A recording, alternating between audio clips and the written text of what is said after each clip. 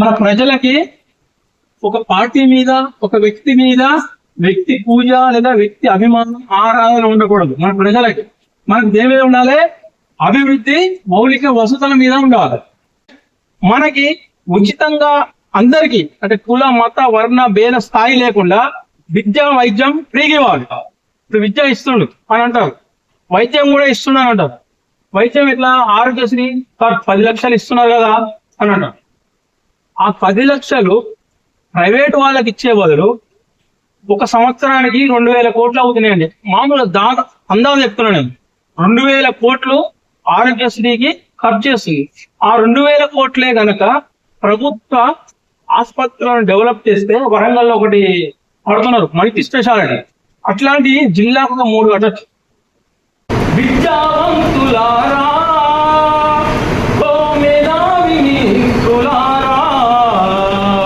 రండి రండి రండి, సమాజ మార్పు కోసం స్పందించండి.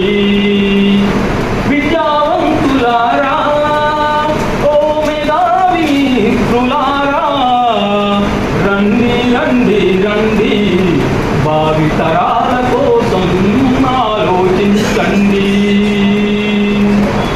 ప్రజలు మౌనంగా ఉన్నంత కాలం వీడల్ల ఉచిత హామీ అదే రాజ్యం. నిజమా కదా? సరే, సమాజానికి ఉపయోగపడే ఒక మంచి మాటను 10 మంది ముందు చెప్పాలన్నా కూడా ధైర్యం ఉండాలి, వాక్చాతుర్యం ఉండాలి. ఆ ధైర్యం నాకు ఉంది కాబట్టి ఎవరు ఇచ్చినా ఏమన్నా సరే మొహమాటం లేకుండా 10 నిమిషాలు పర్మిషన్ అడిగి చెప్తున్నాం. నా ప్రచారం ఏంటంటే, ఒక బాధ్యత గల పౌరులుగా మనం మన ఓటును అమ్ముకోకూడదు. అట్ ద సేమ్ టైం మనం ప్రభుత్వం నుంచి మనం డిమాండ్ చేయాల్సింది ఏమిటి?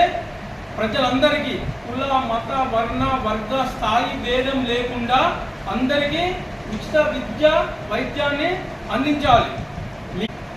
అదేవిధంగా మద్యపాన నిషేధం కూడా జరగాలి. బస్సు ఫ్రీ అనే అంశం మీద దాదాపుగా ఒక 8,000 మంది మహిళల అభిప్రాయాలు తీసుకున్నాం. వాళ్ళు ఏం చెప్పారు సార్? దాంట్లో 70% మహిళలు ఏం చెప్పారు తెలుసా?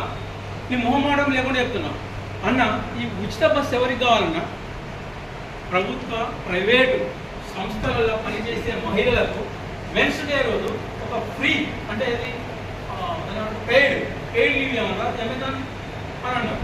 నేను దాన్ని తీసుకుపోయే ప్రజాభవన్లో చైర్మన్ మంత్రి చిన్నారెడ్డి గారు వాళ్ళకి ఇచ్చాను. కానీ నువ్వెవరే బంద్ చేయడానికి, బంద్ చేయని చెప్పడానికి, దాంతోపాటు ఇది కూడా ఇద్దాం, నేను ముఖ్యమంత్రి గారు చెప్తానన్నారు. సరే, అది అవుతుందా కాదా తర్వాత చూద్దాం. Rise your hands please. మీకు మీ హ్యాండ్స్ రైజ్ చేయడం వల్ల మీ దగ్గరికి ఎవరు రారు, మిమ్మల్ని ఎవరేం ఇరికించరు, మిమ్మల్ని ఎవరేం కేసులు పడ్డారు. మన భారతదేశ స్వాతంత్రం కూడా ఉట్టిగేం రాలే, చాలా పోరాటం చేస్తూనే వచ్చింది. అలా అన్ని వర్గాల ప్రజలు, అన్ని మతాల అందరూ ఉన్నారు. ప్లీజ్ అందరూ రైజ్ యువర్ హ్యాండ్స్. భయపడడం అవసరం లేదబ్బా.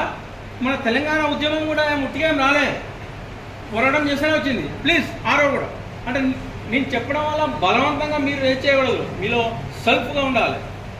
ముఖ్యంగా దీంట్లో పార్టీల మీద, వ్యక్తుల మీద అభిమానం, ఆరాధన ఉండకూడదు. మనకేం కావాలి? అభివృద్ధి మీద ఆరాధన ఉండాలి. డబ్బు అడగట్లే, చందా అడగట్లే, ఎటువంటి ఖర్చులు అడగట్లే, ఒకటే ఒకటి అడుగుతున్నా, ఒక మాట, ఒక ప్రతిజ్ఞ. మీరు ప్రచారం చేయండి, ప్రచారం చేయండి.